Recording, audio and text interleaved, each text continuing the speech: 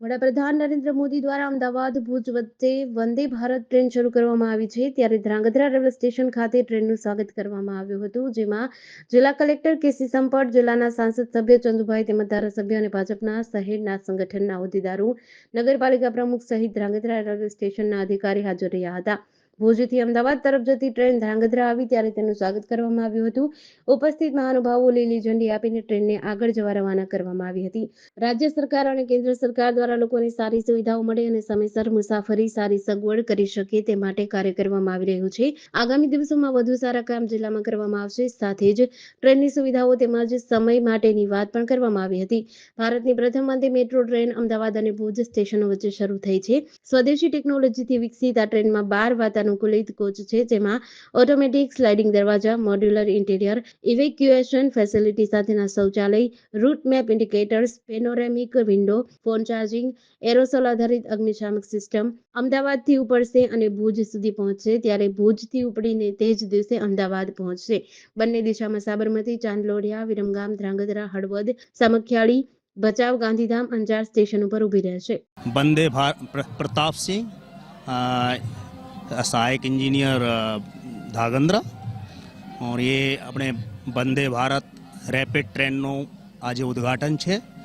और ये आखी ट्रेन एसी कोच है અને એને સ્ટોપેજ આપણે આપણા અહીંયાથી ચાલવાની છે ભુજથી અને અમદાવાદ લગી સ્ટોપેજ આપેલા છે.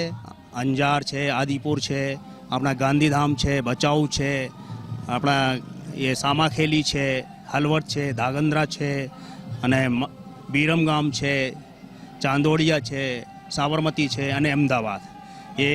એને યાને સર્વાંગીણ વિકાસ માટે બહુ સરસ ટ્રેન છે અને આવા આપણે અપડાઉન કરવા માટે બી આપણે માણસોને બહુ સરસ ટ્રેન છે. અને એ આપણા ક્ષેત્રનો સર્વાંગીણ વિકાસ થશે. એ આપણે એ રેલવેના આજે જો ઉદ્ઘાટન થાય છે આપણે સંસદ શ્રીથી અને સાંસદ અને એમએલએ શ્રીથી, તો એ આપણે અભી આવવાની તૈયારીમાં છે. આપણે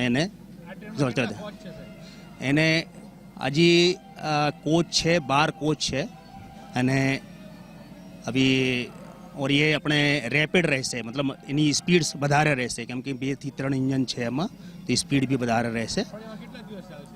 એ દિવસ નહીં, એ તો એકવાર ચાલુ થઈ જશે, થઈ ગઈ છે તો ચાલશે, એ કન્ટિન્યુ રહેશે.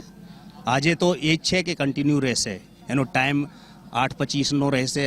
આ બાજુથી ગાંધીધામ બાજુથી આવશે તો 8:25 આવશે, 8:27 ચાલશે અને સાંજે 19:20 લગભગ, मतलब સાંજે 7:20 લગભગ આવશે વાપસ અમદાવાદથી. આજે ભુજ અમદાવાદ વંદે ભારત ટ્રેનનું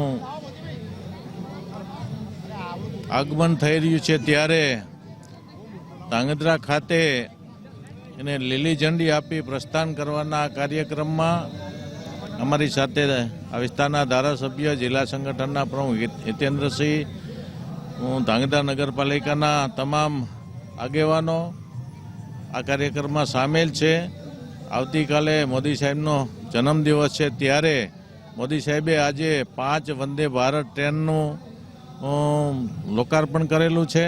એમાં આપણી ભુજ અમદાવાદ ટ્રેન પણ સામેલ છે અને આ ટ્રેનથી થકી આ વિસ્તારના લોકોને સારામાં સારી સુવિધાઓ મળવાની છે. આ ટ્રેનમાં અત્યંત આધુનિક સુવિધાઓ પણ છે.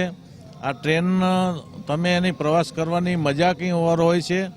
આ ટ્રેનનું ભાડું પણ બહુ સસ્તું છે અને ઝડપ પણ બહુ સારી છે. એટલે તમે તમારા અમદાવાદ જવું હોય કે ભુજ જવું હોય તો તમને બહુ ટૂંકા ગાળામાં, ટૂંકા સમયમાં તમને આ ટ્રેનની સુવિધા તમને તમારા મૂળ સ્થાન સુધી પહોંચાડવામાં મદદ થવાની છે. ત્યારે મને આનંદ થાય છે કે આ ટ્રેન મારા ચૂંટાણા પછી આપણા વિસ્તારને મળી છે અને મોદી સાહેબે આપણને આ ભેટ આપી છે. એટલે મોદી સાહેબનો પણ આ તકે હું ખૂબ ખૂબ આભાર માનું છું. જીડીસી ન્યૂઝ સાથે દિનેશ ગાંભા સાથે જયેશકુમાર ઝાલા, ધ્રાંગધ્રા.